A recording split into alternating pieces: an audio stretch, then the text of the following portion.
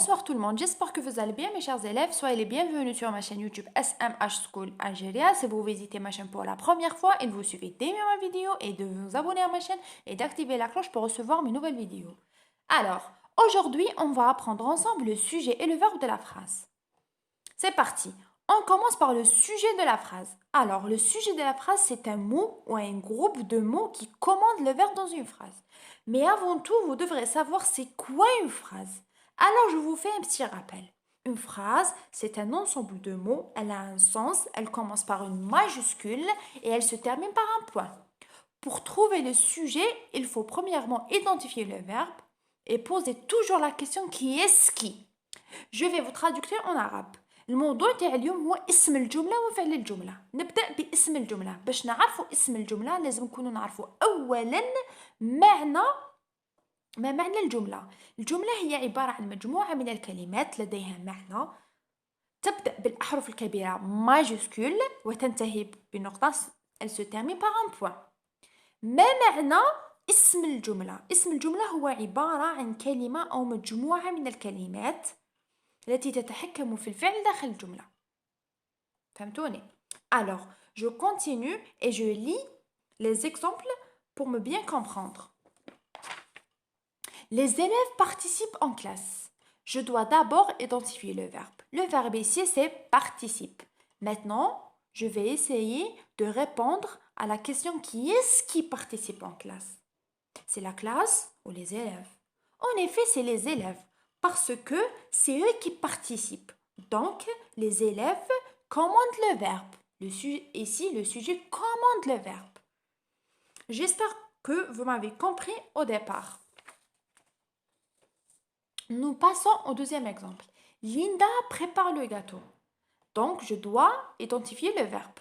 Le verbe ici, c'est prépare. Je pose la question qui est-ce qui prépare le gâteau? En effet, c'est Linda.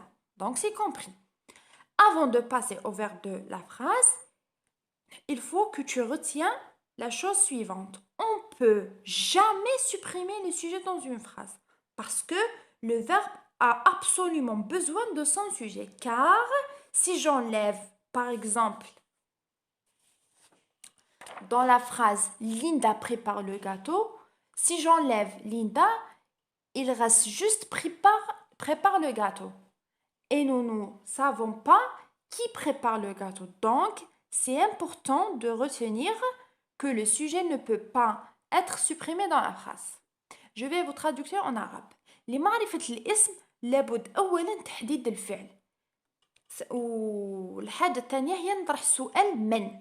في المثال الأول les élèves participent en classe. يعني التلاميذ يشاركون في القسم.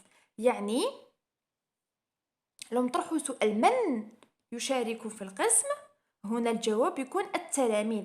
يعني الاسم هو اللي يتحكم في الفعل. يعني الاسم التلاميذ هم اللي يتحكموا في الفعل يشاركون. ننتقل للمثال الثاني. ليندا بريبار لو غاتو. يعني ليندا تحضر كعكة. هنا نحدد الفعل. الفعل هو تحضر. لو نجو نطرحوا سؤال من تحضر الكعك؟ هنا التي تحضر الكعك هي ليندا. يعني ليندا هو الاسم.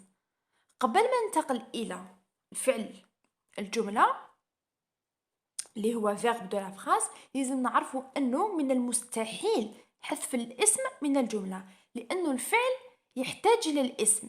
مثال لو نحذف في الجملة ليندا تحضر الكعك لو نحذف ليندا تبقى تحضر الكعك. هنا لا يمكن معرفة من يحضر الكعك. إذن من المهم جدا معرفة أنه الاسم لا يمكن حذفه. Maintenant, je passe au verbe du sujet. Alors, maintenant, le verbe de la phrase, c'est un mot qui exprime une action ou bien un sentiment. Cela veut dire un mot qui sert à faire quelque chose ou ressentir quelque chose. Là, je sais que c'est encore flou pour vous. Je vous donne un exemple. C'est le meilleur moyen pour me bien comprendre. Nous avons la phrase suivante. Nabil va à la piscine.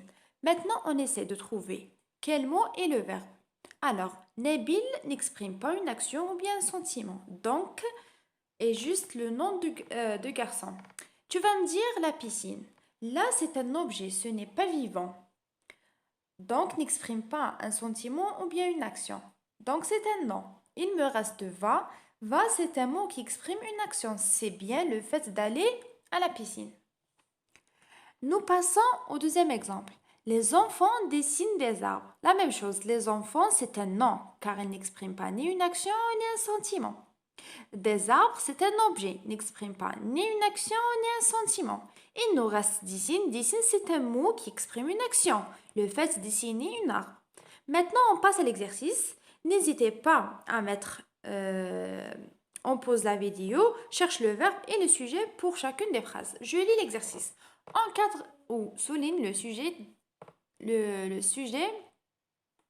le verbe dans les phrases suivantes. Inès écrit une lettre, la maison est très grande, mon papa va au marché. J'encadre les sujets et je souligne les verbes. Pour la première phrase, Inès écrit une lettre. Pour trouver les sujets, toujours on pose la question qui est-ce qui? Donc, qui est-ce qui écrit une lettre? Je réponds Inès. Donc, Inès, c'est le sujet. Ok? Le mot écrit. Le mot écrit, c'est un mot qui exprime une action, le fait d'écrire une lettre. Donc, écrire, c'est un verbe. Ok?